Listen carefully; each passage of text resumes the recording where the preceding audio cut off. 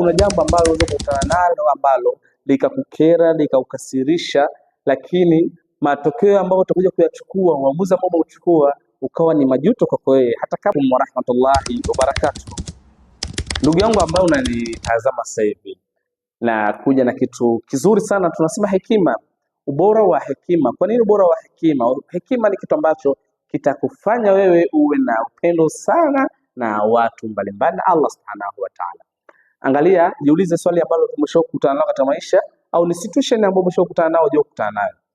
Iko hivi, kuna jambo ambalo unakutana nalo katika maisha ambalo linakasirisha, linaumiza, linakera kweli kweli, lakini maamuzi ambayo, hatua ambayo unataka sasa kuichukua, uweze kwenda kusuluhisha ile jambo au uweze kulifanya ile jambo kwa sababu una hasira, matokeo yake yanakuwa ni majuto kwa wewe.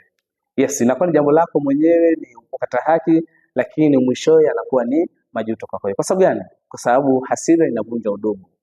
Hasira hii ambayo unaichukua inaita mahusiano ambayo sio mazuri. Hasira, unapokuwa na hasira ukitaka kutoa majibu yanakuwa sio sahihi. Lakini hasira, mwishowe hasira ni hasara.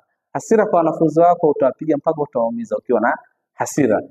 Sasa kujifunza katika hili, tuangalie mfano bora sana wa Mtume Muhammad sallallahu alaihi wasallam. Twende moja kwa moja enza Mtume Muhammad sallallahu alaihi wasallam. Hekima yake ilikuwa vipi? Angalia, alikuja bibi mmoja kutoka huko mashambani, aliingia katika msikiti wa Mtume Muhammad sallallahu alaihi wasallam, hakuwa Muislamu. Alipofika katika msikiti wa Mtume Muhammad sallallahu alaihi wasallam, anza kujisaidia, akakojoa.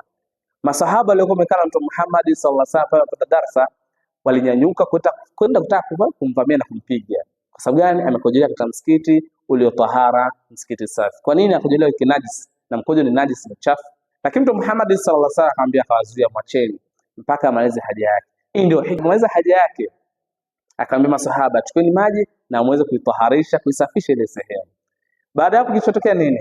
Yule mtu aliomba dua kwa Allah subhanahu wa ta'ala, Allah, ni rehemu mimi na Muhammad, wala usirehemu asiyekuwa mwingine.